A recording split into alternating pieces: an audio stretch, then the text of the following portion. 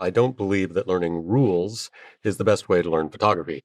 That said, there are some guidelines that are almost always true. Uh, Keeping your images simple and eliminating anything unnecessary is almost always true. Ensuring good focus in the eyes of a portrait is almost always true. But for the most part, the better way to learn photography is to develop an understanding of what makes a good photo work. That said, if you're still new to photography, there are some simple things you can remember that will usually lead to stronger images. These ideas are not a substitute for deeper photographic knowledge, but if, say, your manager at work has asked you to shoot a photo for a report, or you've become the de facto photographer for some volunteer organization, these tips should help you produce stronger work. Number one, crop tighter. As I already mentioned, less is almost always more in a photo, and forcing yourself to think about cropping tighter will almost always lead to images with less extraneous clutter. In a portrait, cropping tighter will create a more personal image and one that might have kind of a little more attitude about it. For sure, a tighter portrait will look far less like a typical headshot. Number two, shoot portraits in shade, not direct sunlight. Bright light casts dark shadows, and on a face, dark shadows can result in heavy bags under people's eyes, more obvious wrinkles, and hard shadows under chins and next to noses. The simple act of stepping from bright light into a shady area will almost always immediately improve the quality of your portrait shots. Be aware, though, that the auto white balance mechanisms on most cameras won't do a great job with shade, so change the white balance setting on your camera from auto to shade or cloudy. When you do, be certain to switch it back to auto when you're done, or the next thing you shoot outside of shade will look lousy. Number three, find a window.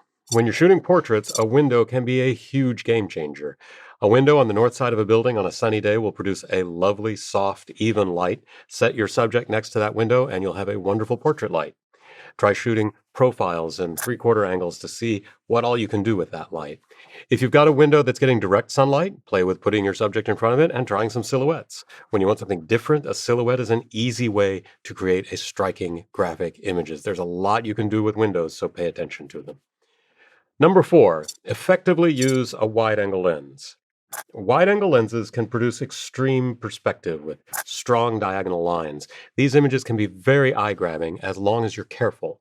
With a wider field of view, you'll be more likely to get extra unwanted content, so pay attention to the whole frame and make certain there's nothing in it that you don't want.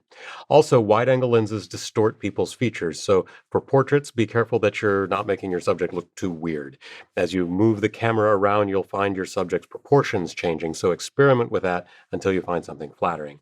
And finally, if your first wide angle attempts go really well, then you're going to be tempted to shoot with that look more often. Don't overdo it. And this is true for any type of lens or effect. A good body of work is one that has variety. Number five, change your point of view. Most of us shoot most of our images while we're standing up. This means that most images in the world are shot from a vantage point that's like 4 to 6 feet off the ground.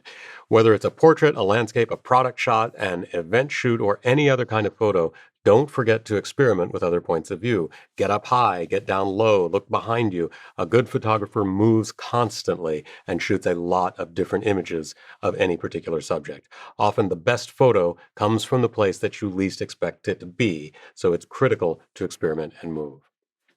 Now, I called this list Five Ways to Look Like a Genius, and I chose that title mostly because it's eye catching. The fact is, as with any medium, true geniuses in photography are few and far between. So, this list isn't actually going to make you a genius, but remembering these things should help you get some images that stand out from the pack and that take you from the realm of casual shooter and deeper into the realm of photographer.